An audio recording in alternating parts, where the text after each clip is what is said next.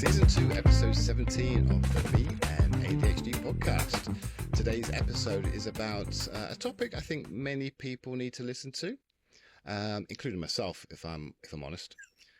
It's stepping out of your comfort zone and pursuing your dreams, which is a big wall in front of me, stopping me from doing that. So this is going to be a good one today.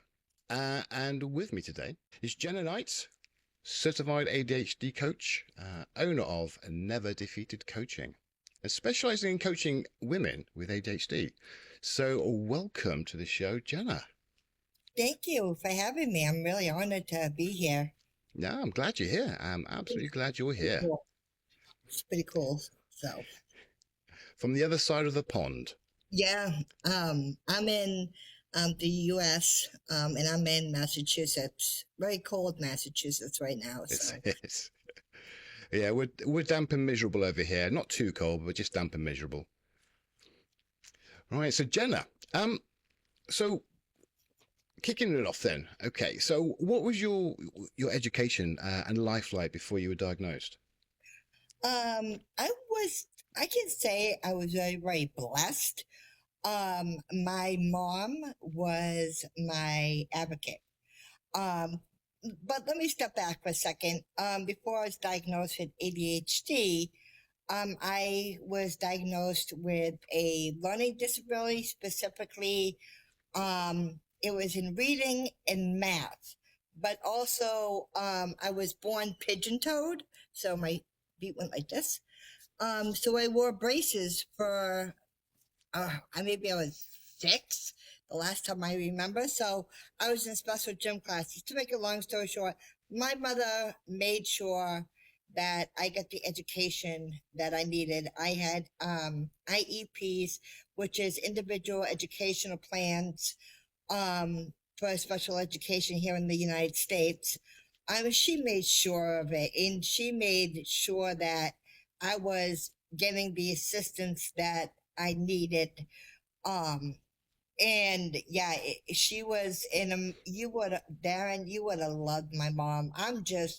Everybody says I am just like her. And I'm like, yeah, I'm very proud of that. And also she was very involved, in my school. She was in the PTA. I forgot even what that stands for now, but she was really involved in a little bit of everything. I can remember one year, it was Halloween, and I went to Package Art School, and I can still remember seeing this, right? We had you go up the stairs, it was like a little Halloween type of thing, right? Yeah. So my mother took a doll off of head off of one of my dolls. She made spaghetti for brains. She wanted people. I'm like, Mom, really? You're embarrassing me. I was like 10. Mom, you're embarrassing me. Mom, really? No. And then also I was in a group called Campfire Girls, and it's a group that empowers young women to just become great women in adulthood. They had Marianne's camp that I went to every year. That was so awesome. Unfortunately, that got shut down many, many years ago. Yeah.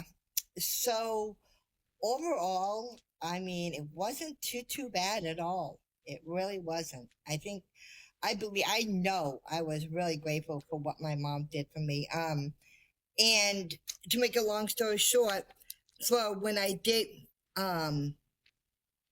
got diagnosed with ADHD, my doctor wanted me, because we have a law out here, it's called Chapter 766.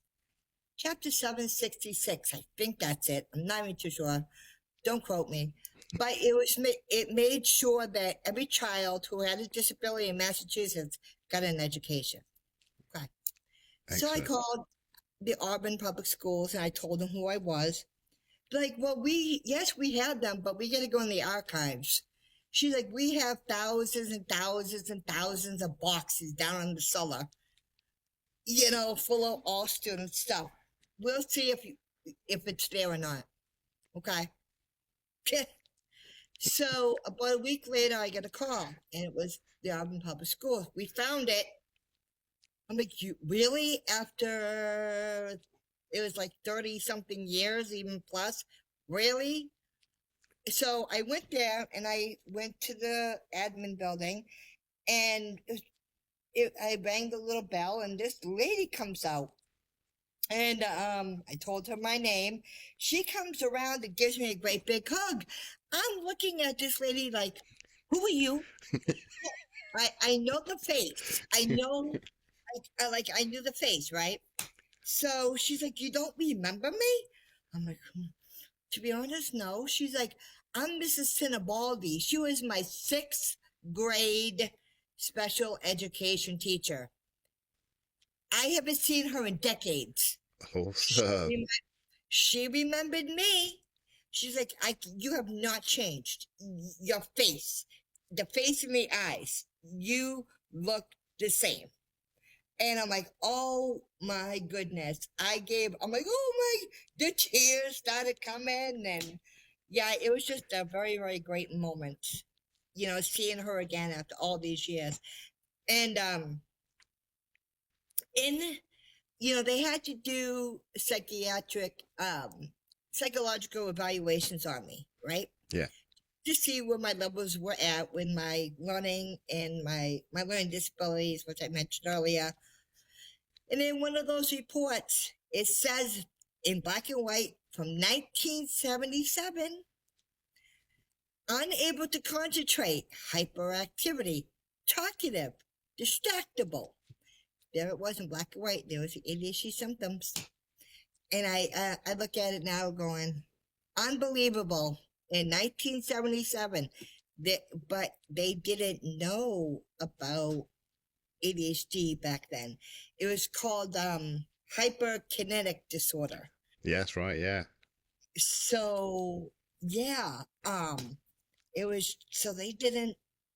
Not until many, many moons later. Not until 1998. Was 98? Yeah, 98. I was actually diagnosed. So, yeah. So how? I mean, that's incredible. I mean, not even looking at the date, 1998. That's. I mean, we've spoken before about it. That's very early compared to over here, where it was only an official diagnosis for children, in 2000, and it's officially, I think it's 2009, for adults. Wow. Because adults couldn't get it before then over here, so Yep. so yeah, so that okay, that's incredible. I mean, it's great that they actually saw that in the 70s as well. You know what I mean? As in paid attention to it to note down. But how did you feel about yourself though? Before the diagnosis, things like that, how, I know you had a really great mum, and really, she was your advocate and was there with you. But from everybody else, how was it? How did you feel? Were you full of, I guess, positive thoughts, I should say, or? I think I had my moments because I was an only child. Okay. I did have a lot of friends because my mother grew up in Auburn, so automatically my mother's friends' kids became my friends automatically. I was made fun of because I was in special education, but I still plugged along. I didn't really care. I did care a little bit that people made fun of me, but now I look back on it, I'm like, yeah, the reason why you did this because you had low self-esteem with yourself. So I kind of looking back at it like, but you know what? It's kind of interesting. The people who made fun of me back then, I have seen them, and it's like, whoa, really? What matter of fact, one of them is a lawyer, and I needed to get some legal advice about something, and I knew the name, but I didn't put 2 and 2 together, right? Okay. So I go in, and wouldn't you know, It was him. Haven't seen him in decades. He looked at the name and he looked at me. He's like, no way. And I'm like, yeah, well, hi, Yeah. So it's kind of, we were kids. That's what kids do back then. But otherwise, I didn't have really a bad life. I had friends, but one of my things I loved to do was read. I was such a bookworm. Still am to this day. I would have, if me and my mom were going out somewhere, I would have to have a book with me. And my favorite books were Nancy Drew, Trixie Belden, and oh, I think it was the Bobbsey twins. I'm showing my age. I'm really showing my age right now. So I had to have a book with me at all times. Doesn't matter if I've read it already, I would bring a book. So, Awesome. yeah. No, I mean, it does warm my heart that you had a good childhood, because for many it doesn't go that way, so it's nice to hear that there are, people out there that, have witnessed a positive life. Yep. When So I was a teenager, that was a whole nother. Don't want to talk about that one, but yeah, it didn't go well for me when I was a teenager. It's, the drugs, started partying and mess. I was a hot mess. Hot mess. So does that go hand in hand with the schooling as well, with the education as you got older?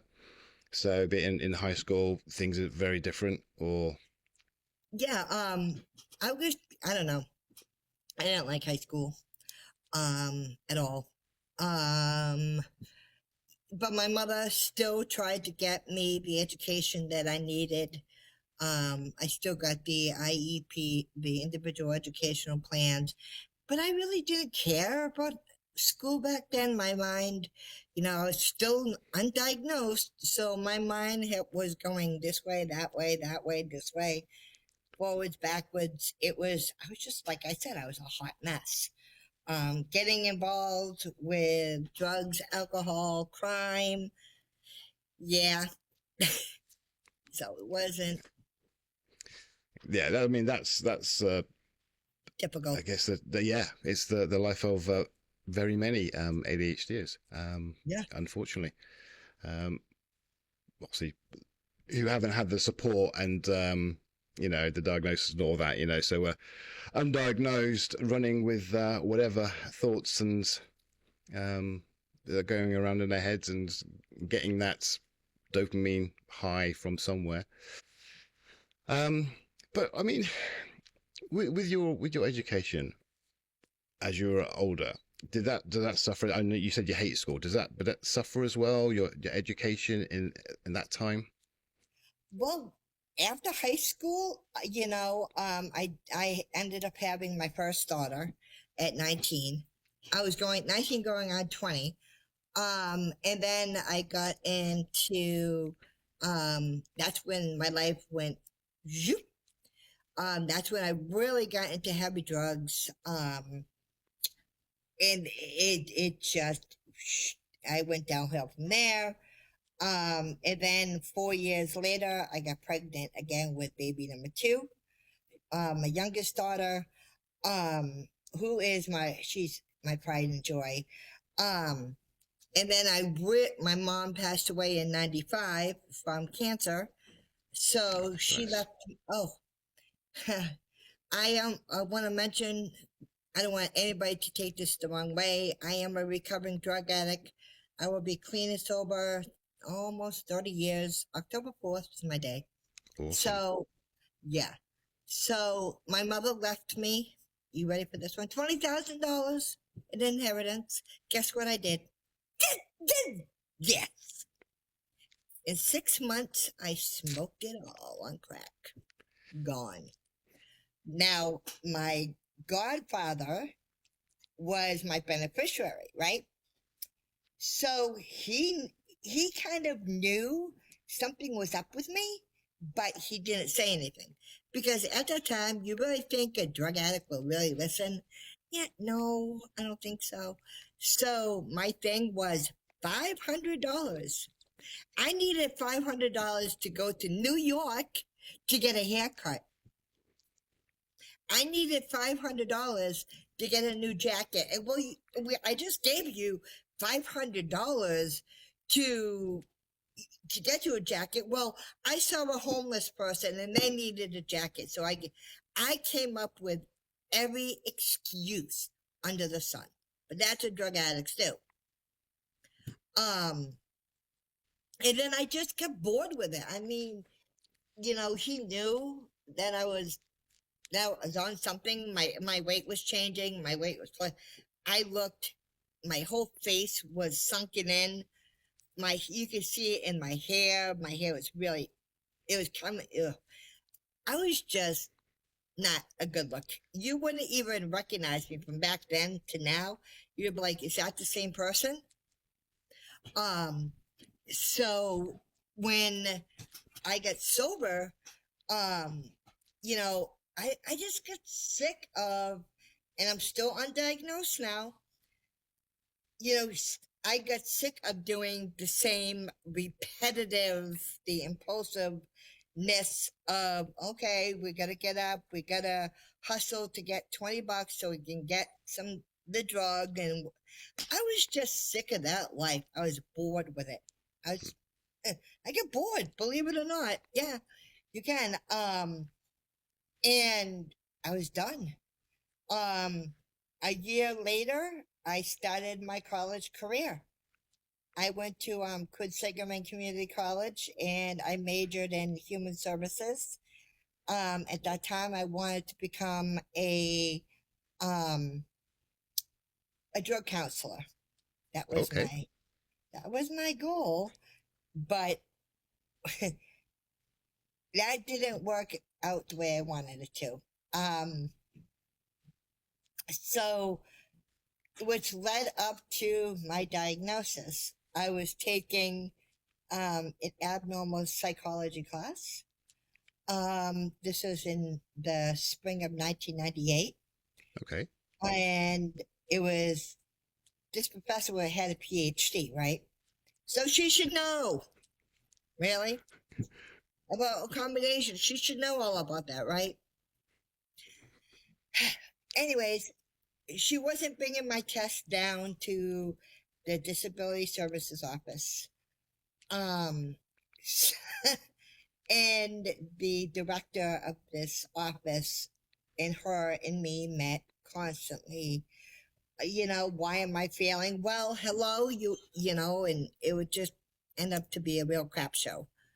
So it finally ended up where she would, instead of me getting a letter grade, I would get a pass fail. Good. Either way, it wouldn't affect my GPA. And she promised that she would bring the final exam down to the DSO office. And I studied. I knew everything about every abnormal every mental disorder in the DSM-5. I knew everything backwards, forwards, the medication, everything. I was ready. So the day of the final comes. Guess what wasn't there? The test. Oh, yeah. That's not good. No, it wasn't. Oh, not for her, it wasn't. Oh, no. I could have gone to where the room was to get the exam, but no, not in my ADHD brain. No, I was in her office, was only like 2 or 3 doors down from the DSO. So there was no excuse. So I sat there in front of her door, went downstairs, had a couple of cigarettes every once in a while. And I waited for her. Excuse me. You're going to love this one. I don't doubt that. So it was that time, and I heard somebody walking up the stairs, and it was her. I still laugh about it now. I dread to ask. She looked at me. It says, Miss Knight, I am so sorry I forgot. You're sorry? I let her have it. I was so loud, so obnoxious that they could hear me down the hall, around the corner, in the president's office. I was, you know, those cartoons where you see the little fire come out of their ears and eyes? That was me. They called campus security on me. Oh, yay! Because I was threatening this professor. Yes, I was. I'll admit it. I was threatening her because she forgot to she promised me something. So then they called the director of disability services office. Yeah. Here comes Marion. Uh-oh. She's like, you could go either with them, campus security. I wouldn't get arrested for, I think, like assault or something crazy like that. Or you could go down to my office and just wait for me there. Fine. I stomped my little thing. So I ended up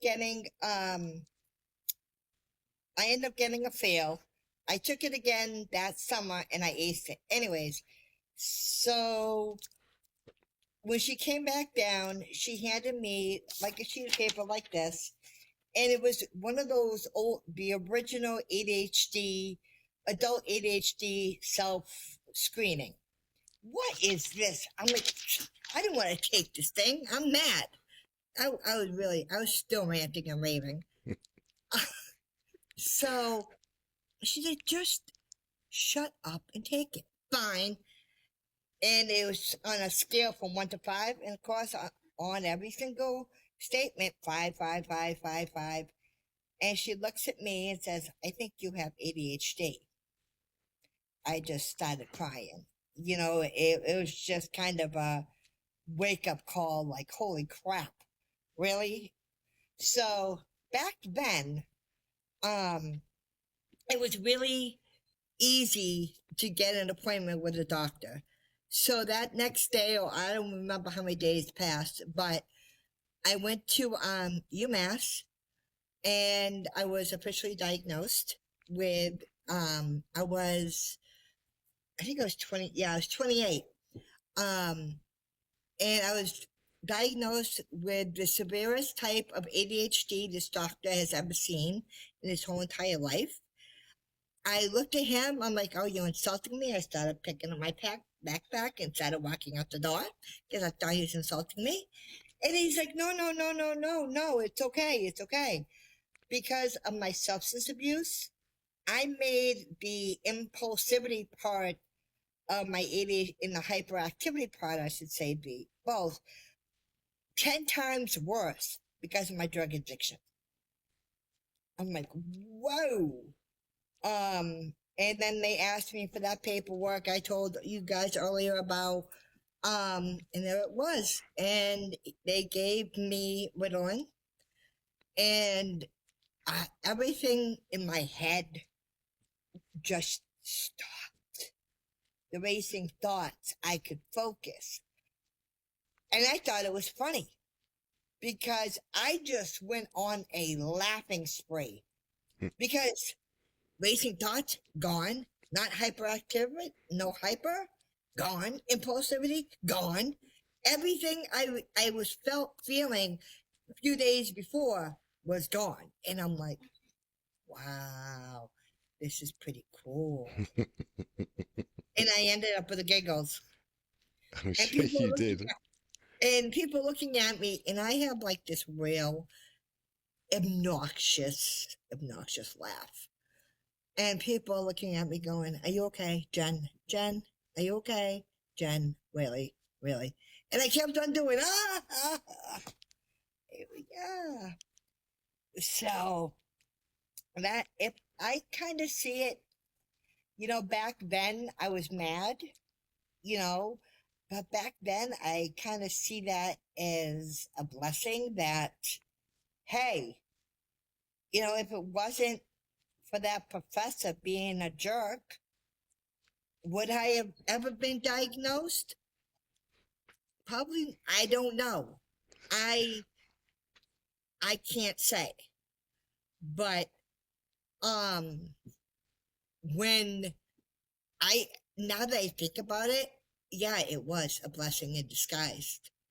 That that situation happened at that time, at that moment in my life, and the disability director giving me that self-assessment, she saved my life. She really, really did. Just that one moment just turned the life all around. Yep. That one, and that's when you couldn't stop me. You could not stop me from that. Mm-mm. So how did it make you feel then? All right. So when you got diagnosed, all right, you've gone away, you got diagnosed. How did that now then just change the narrative of your life? I was scared because I didn't know anything about coaching. I didn't know anything about it. So I did go to the Worcester Public Library. I took books out on it. The first book I read was Driven to Distraction by Dr. Hallowell. And I was like, yeah, this makes sense. So, and I looked on the internet for like strategies for my specific symptoms, and it was all trial and error. But one thing, I felt alone. Yeah. I didn't feel like I was the only one who had it. Nobody understood me. Nobody. So I went through a phase when I started, when I got my bachelor's degree, I just felt very alone because nobody got me. No one understood it. I was still trying to manage my symptoms. Don't get me wrong. I do have my moments still with my ADHD, but that's going to be me for the rest of my life. But I know how to manage them, but I went right through and I kept on studying. I kept on reading and just kept on going. And then I got involved with local politics, and that was a whole thing in itself. And that's where I met a friend, and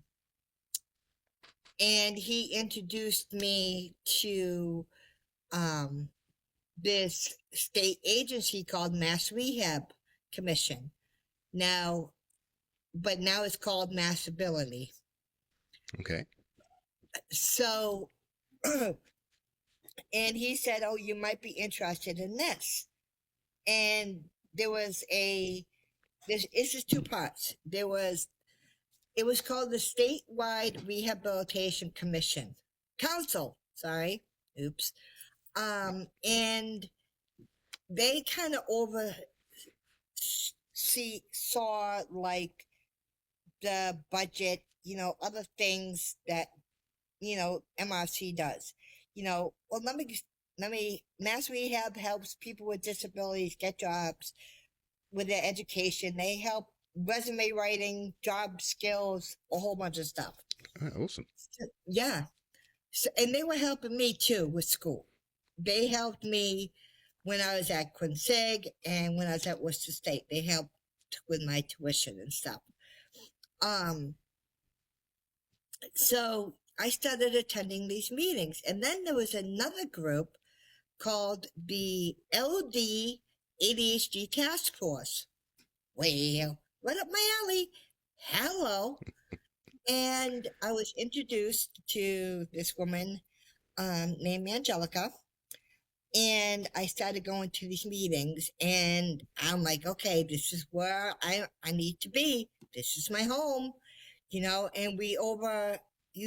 our group made sure that MRC's services were being provided to everybody, just not just, the people that they want to serve. We made sure that people with learning disabilities and ADHD were getting the services that everybody else was getting. Yeah, they didn't like us too much at the end, especially with me. So, yeah, we started a support group for adults with ADHD in the Boston area. It was funded by some people, by another department. And that's all we did. We looked at it. There's so much that we did for so many years. And then one year, I think it was 2007, Angelica said she was retiring. Now, Angelica told me everything I needed to know working for a bureaucracy of a state agency. Because I can remember I was in one of those statewide rehab meetings and I wanted to, and she just looked at me and she said, no, you just listen and watch how everything falls. I'm like, okay, fine. So in 2007, she said she was retiring and she wanted me to take over. I'm like, oh, no. She's like, you're the only one who can do it. You're the only one I can trust to do it. Okay. So I took over in 2007. From 2007 until 2014, I was the chair of this task force. Then it became a subcommittee. But yeah, and in my tenure, we did a needs assessment survey. We wanted to look at what are the needs of the consumers with learning disabilities and ADHD. We did a study on Massachusetts colleges and how much they knew about ADHD, which the results really shocked me. I still have the report somewhere. We also did a training for the VR counselors, vocational rehab counselors, on LD and ADHD. I worked with the training department on that. And as soon as it went live on their system, we had 120 people signed up statewide. 120. I'm like, oh, darn, really? I was like, yes. So that's awesome. Yeah. So that meant, even though I wasn't, doing the front end stuff, I did the back end stuff, making sure, okay, what do we want? I worked with my team. What do we think that they want to learn? All this kind of background stuff. Yeah, I did that for years. Now, fast forward to 2000 and I want to back up first. Was it? Okay, back up. Was Angelica? No. Well, I don't remember, but at one of my meetings, there was this woman who came in who was interested in knowing what we did. Okay. She said she was an ADHD coach. Ding! Light bulb. And at that time, I have always been interested in becoming self-employed. Always. It doesn't. So, I wanted to get inside her head. What is ADHD coaching? So me and her met and I was very intrigued. So fast forward to like 2011, I actually started putting 2010. I started putting my business plan together. I was going to do a, what was it? Like an information and referral service. However, working for mass rehab, I got to see that there wasn't a lot of services for adults in Massachusetts. So I'm like, wow, that is kind of insane. So, and that's when I decided to become an ADHD coach. So that was your main reason to do the coaching, because there wasn't really much about. No, there wasn't. There still isn't. So I was putting my business together and still trying to run the subcommittee at the same time, which was, trying to juggle things. It was a lot, but I am not afraid of hard work.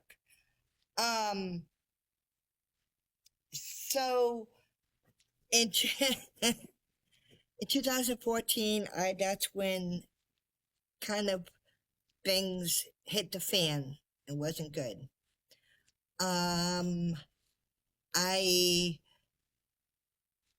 There's a couple new people on there. They were doing their own thing behind my back, different studies, different work. When I told them when they came in, if you want to work on something, or please let me know. I could put it on our agenda. We could talk about it. We can discuss it. We can move it forward. Nope. They kept on going behind my back, and I knew about it because people like to talk. So December of 2014, by this time I'm still doing my business. I'm getting clients type of thing. So I'm juggling both. And there they were talking behind my back again. And I said, you know what? No. You can take this job and put it where the sun doesn't shine. I quit. And it was around the holidays. It was really rough. It's sad that's happened to me. But I was going to persevere. I wasn't going to let them win. They think they got the best of me. Yeah, no.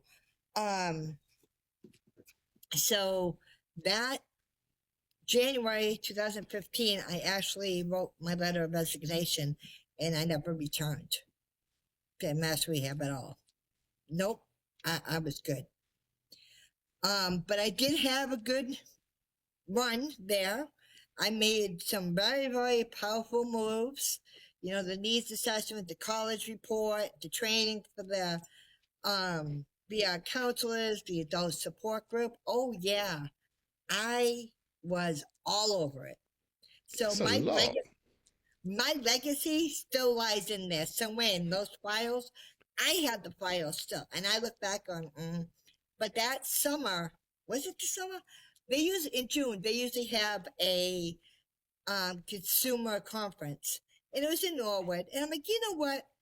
My business is just starting out. Let's see who. Let me set up a networking table. So I came up with my own flyers and all this stuff, and my table looked great. Well, guess who I saw there? Those two people. And and they saw me. They walked around the other table so they didn't have to say anything to me. So I was there with this nice grin on my face and saying, you did not break me. You thought you could, but you didn't. There has been a lot of people in my life who try to break me, who tried to bring me down. Well, no. Nope. You can't do it. Too bad. Good for you. Absolutely good for you. Yep. It's rife in the ADHD world, as well as all the neurodiversity and the rest. But there's a lot of people out there who have got nothing but negative comments and negative feedback and just negativity thrown at them all the time. And it's nice. It's nice to hear that you've got this resilience, that you've just kind of, in a sense, just battered it away and said, no, you're not gonna do that to me, I will succeed. I will carry on, and I will do what I've got to do. I love that. Yep. I love that. That's the only way to live. I mean, people who try to do stuff to you, I mean, that's on them. They must be suffering in some way. I think it has a lot to do with my faith. I am a Buddhist, and I belong to an organization called Soka Gakkai International, where we chant Nam Myoho Renge Kyo to overcome obstacles, help us with the goals. And that has really changed my life forever. When I was getting my master's degree, my husband passed away. It was in August of 2019. And talk about stepping out of your comfort zone. And people are like, well, what are you going to do about school? What are you going to, I'm like, I don't know at that point, but I can remember my husband telling me, don't give up on school. I did take some time off to grieve, but I picked myself right up again, just brushed myself off, and I kept going. And I got my master's degree in the summer of 2021. Again, awesome, excellent. That's a huge achievement. Going through all that, with all that sort of behind you and all that against you, so to speak, to achieve that is amazing. Oh, fair play. Now, the bad part about that was I took a turn for the worst. Okay.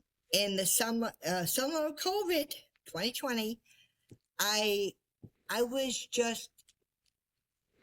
moving along, but it felt like I was very like a robot almost. I felt like very slow. I was still trying to do school, and that's when I decided to take some time off, and come back, stronger than ever. I don't know. I was suicidal. I became very, very, I had suicidal ideations so bad that I came this close. However, I started seeing therapists years before that, and I called her. That's the right thing to do. So, and if anybody feels like they're in that same situation I was, reach out to a friend, emergency mental health, go to your local emergency room and get the help you need, because that's what I did. And absolutely. So they put me in a I forget what they called it. It was like a 4-week program just to learn some skills again, right? So I went through the program. It was still COVID. And at the very end, I had the biggest aha moment of my life.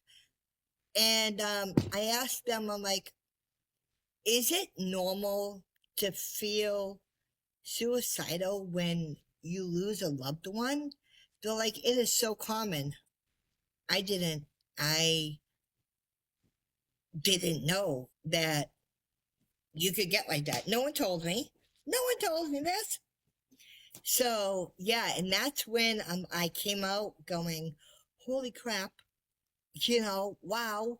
I came back with the skills that I needed to move forward with my life, reach out, mindfulness techniques I already knew on how to manage my ADHD, but now I had ADHD and major depressive disorder. So the strategies kind of go hand in hand, but it was good to learn those strategies again, because I kind of lost track of them for a couple of years because I was my husband's caregiver for years. So okay. I kind of lost track of that. But I came back and I got my skills again, and I'm like, okay, here we go. You can't stop me. You can try to bring me down. Nope. Nope. That's fabulous. That's such a good attitude. That's such a good attitude to tap into and run with. I mean, you've done all that, and you came away from there with a lot of other skills, and you're gonna run with it. Now, what took you from that kind of time and place, I guess, to where you are now, doing what you're doing now? Well, I was always trying to keep up with clients and all that stuff, but they knew what happened. So I just stopped everything. I just stopped my whole life. And where I was living at wasn't healthy for me at all. The landlord was a jerk. It just got really messy, and I went through an eviction. And I did not know where I was gonna go, because nothing was really opening up. So, and then I found a room, and one day before I went to court, and I moved in, and that was it. And I'm like, and I'm still, I'm in all this with my housing eviction. I'm still coaching women with ADHD, and I'm still, they're still blooming, and they're still going, wow. So I don't know what made me, and then I moved from there to where I am at now, which I absolutely love. Absolutely beautiful up here. I'm in the historical district of Worcester. Beautiful. I live in a house that's built in the 1800s. Awesome. So, okay. Yeah. So I've always, even through when I was at Worcester State, I think it was started when I was at Worcester State. I started really getting interested in research, and then I got the job at MRC, and I worked with the research department to do the needs assessment and the other study on the college. So that really got me, and I just started doing research on my own, and there's nothing on ADHD coaching a woman. Nothing. Like, really? Really? Well, I think I'm going to change that. So, yeah. So I was just looking around at different schools, and like, well, that's okay. Nah. So, and then I found National University. It's an online school. And I absolutely love it. It's everything I wanted and need for my ADHD.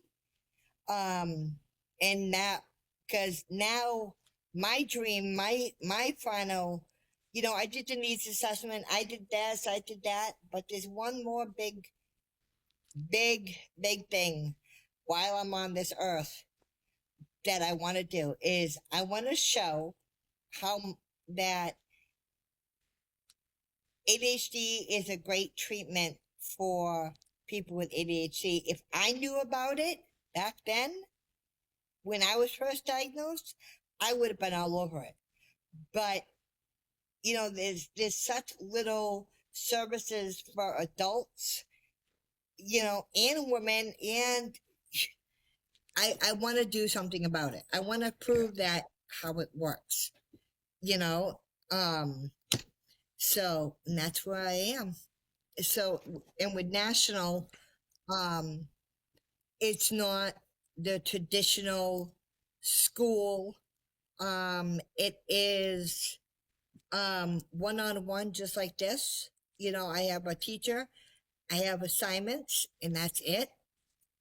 I could spend a whole nother hour praising how this model works for someone. It's unbelievable. And what are you studying? Psychology, At what of level? course. Of course. I love psych. I love psychology. And, I and am at what level? PhD.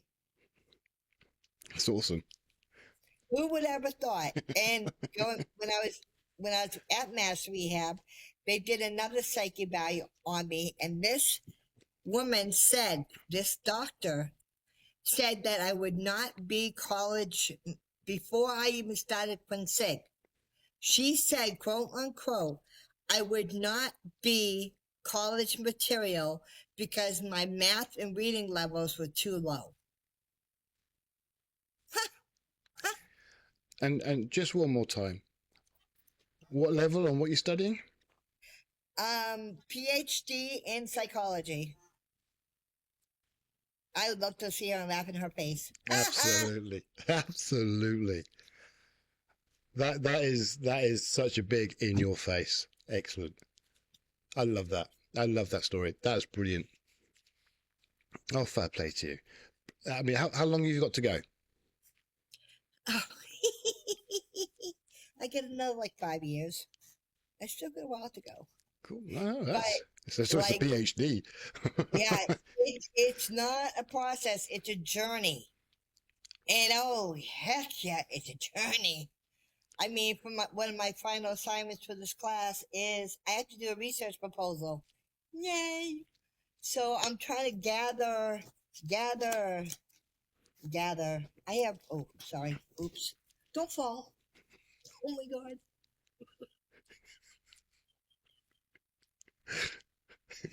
I have, they say keep journal articles, right? So I have stacks all over the place. Yeah. Bless you. Oh, love it.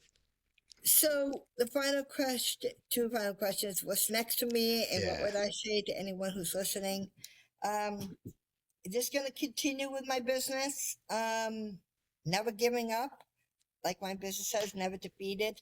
That's why I want my clients to feel when they come to get my services.